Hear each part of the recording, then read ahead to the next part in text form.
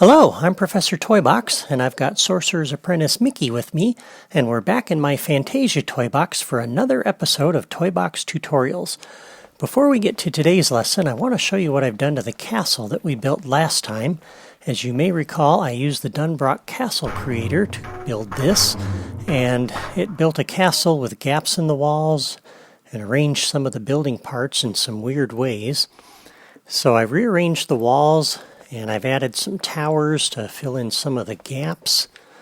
I've also added some decorations like the Dunbrock braziers down there and a couple of tents with the sword and the stone sitting there. Just seemed appropriate. And I added a couple of little walls over here which connect me to the top of the building here. And I also rearranged the parapet lining here so that I didn't have some of the weird placements of those. And then I added these ladders to allow you to get up here to the top of this and to the top of this tower. And there we go. So I like this much better. I think it looks better. Still, I'm glad I used the Castle Creator. It showed me how to assemble the building pieces in a way I'd never seen before. I never would have thought to build the main castle building this way, and I really liked that part of what it built. So even though the Castle Creator constructed something that was a little strange and required some editing, it was still pretty useful. Now that we have our castle, I'm ready to start doing some interactive things in here, and for that we're going to need some Creativi-toys. So we'll come over here to the Creativi-toys drawer. And that's going to be our topic for today. Creativi-toys are the thinking or logic toys of the toy box, and they're probably the most confusing toys for new toy box builders. Most of the toys in the toy box are easy to use. You just place them in your toy box and there they are. Creativi-toys, however, are different because they require some setup. You have to tell them what to do and when to do it. The key to understanding these toys is learning their two main functions, behaviors and triggers. Remember those if-then logic equations you may have learned in math class? If this happens, then that. Or maybe instead of if-then, it goes when-then. Triggers are the when part of that equation, and the behaviors are the then part of that equation. This diagram might help explain it better. The first function of a Creativi-toy is that it may have a behavior. This could be something it does, like launching a firework or spawning an enemy, or it could simply be a way of capturing what the player does, like pushing a button or shooting a target. The thing to remember is that the behavior is what the toy does.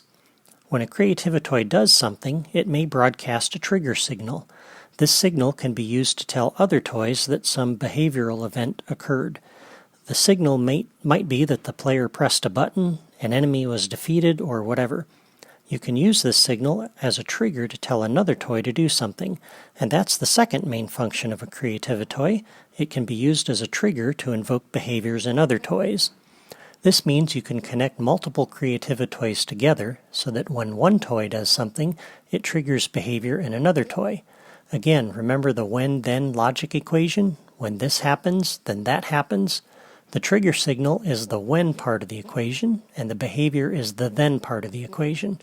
When you connect two Creativi-toys together this way, it's called a logic connection. So you're connecting the trigger signal from one toy to invoke the behavior in another toy. So let's see how this works by setting up a simple fireworks show.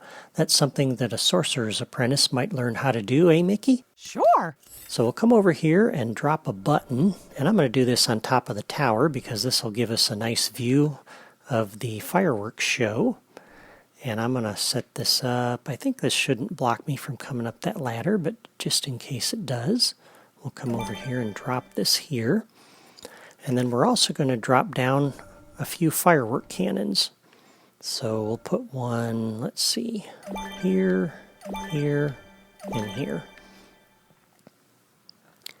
So some Creativi-toys have properties you can set, and properties affect the behavior of the toy, what it does, how it does it, or when it does it. So we'll press Y on the Wii U here to open the logic menu, and we'll come into the properties for this particular fireworks cannon. And there's one property on this, it's called a burst delay. And this is the delay from when you invoke this behavior to when it actually does the firework. So we'll leave this one set at 0. And we'll come over to this one. And we'll set this one to 1,000. This is in milliseconds, so 1,000 milliseconds will be 1 second. And then on the third one, we'll set the property on this one to be the max, which is 2 seconds. 2,000 milliseconds. There we go. So there's our firework cannons, and we have a button. So the button doesn't really have any behavior on its own. It's waiting for the user, the player, to press the button. And so we can go into the logic menu for this, and we're going to build a new logic connection. So when the player presses the button on that trigger signal, then the firework cannon should launch a firework.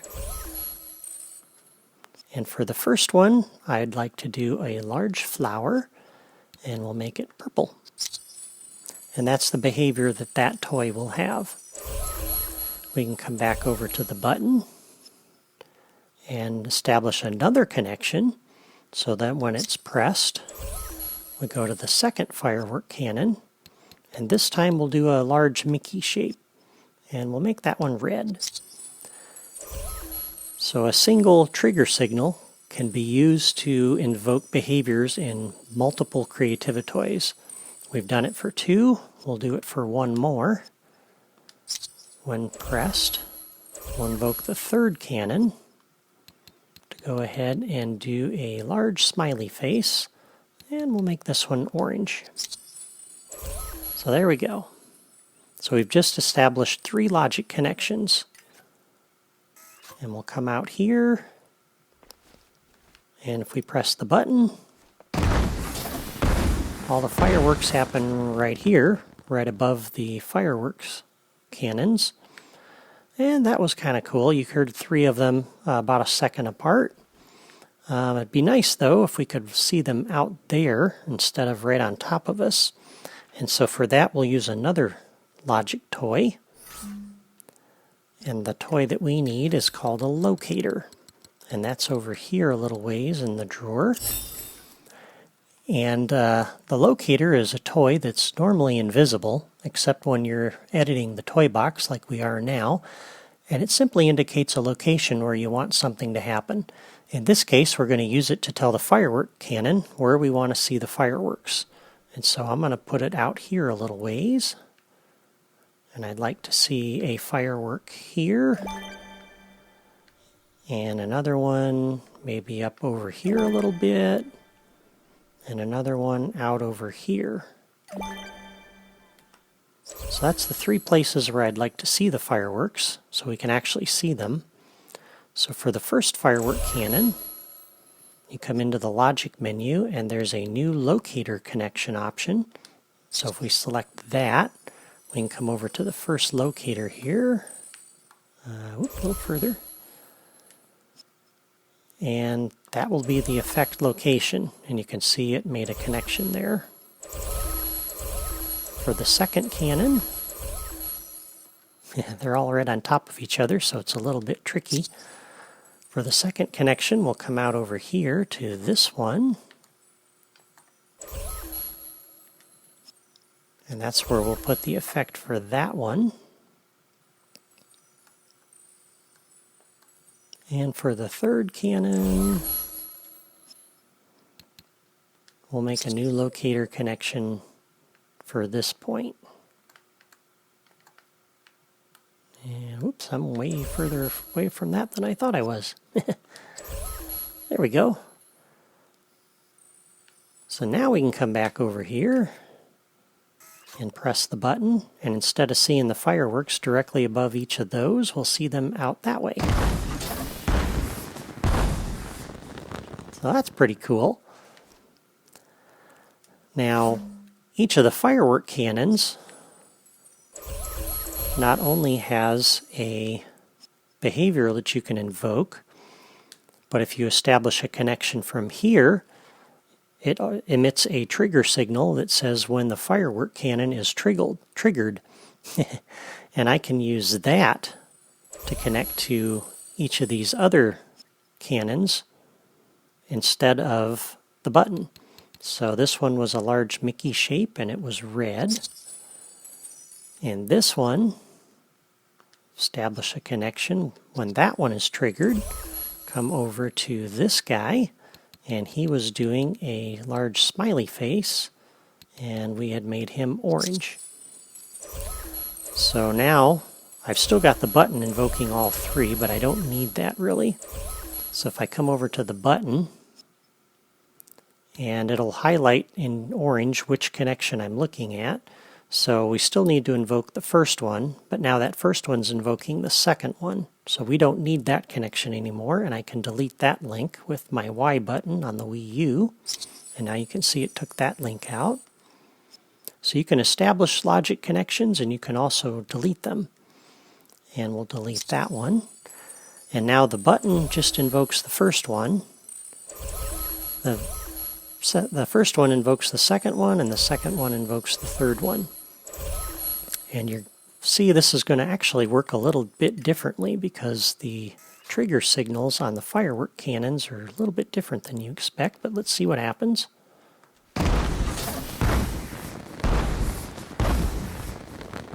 Now you'll see it launched multiple fireworks for that last one. And I believe that's because when the trigger signal for this one gets invoked, and for this one, let's go in here to the logic menu so we can see this.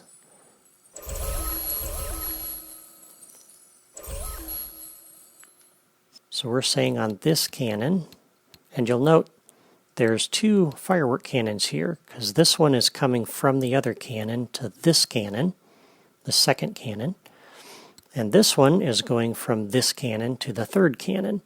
And so you'll see in orange it's highlighting which one you're looking at.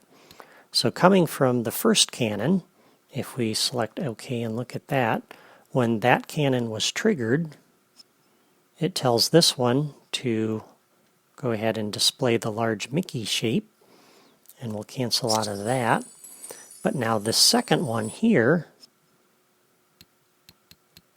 when we come down and we look at this, this is saying when this is triggered, we're going to invoke the third cannon. And the signal when it's triggered happens twice. The signal is invoked the first time when this one invokes this, and then a second later when this one actually does the firework and invokes another signal. So this third guy here actually gets invoked twice, and that's why you see the smiley face happen twice. So some of the trigger signals can be invoked multiple times depending on what happens, and so that's something to be aware of. The button here only happens once when you press the button, but because we have delays set up on this guy and this guy, that causes multiple signals to occur. And that's why when we press this button twice, we see the smiley face. Or we press that button once, we see the smiley face twice. So just something to be aware of, that signals get broadcast a little differently from different toys. Now you can also hook up toys that aren't specifically Creativi-toys. So if we come down here, for example, to the gate, you'll notice the Y option here is available to open the logic menu for this. And on the John Brock Castle gate, we can establish a new logic connection, and this broadcasts two trigger signals, when the gate is opened and when it's closed. So we could set this so that when this is opened, we can actually come over here to these brazier decorations. And you'll notice we can open the logic menu for this, and we can invoke this to turn on or turn off. So I can have the gate set up so that when we open the gate and walk through it, these braziers turn on and light up. So there's other toys besides just Creativi-toys that you can establish logic connections with. So it's kind of good to play around with it and just see. So now if we walk through the gate, That turned on the braziers. So that was kind of a cool little effect. Something you might expect to see in a magician's castle. So I like that. And walking through here, second time they're already lit, so nothing happens. So anyway, this has been a longer episode today, but I hope you found this introduction to Creativi-toys to be useful in helping you understand the basics of how the logic toys in the toy box work. As this series continues, we'll take a closer look at each of the different Creativi-toys and how to use them. The best way, though, to learn about these toys is to put them in your toy box worlds and just experiment with them. Try hooking them up in different ways and see what happens. If you found this video helpful, do me a favor and give it a like. And if you haven't already done so, you can subscribe to my channel or sign up on my blog to see what we do next in this series.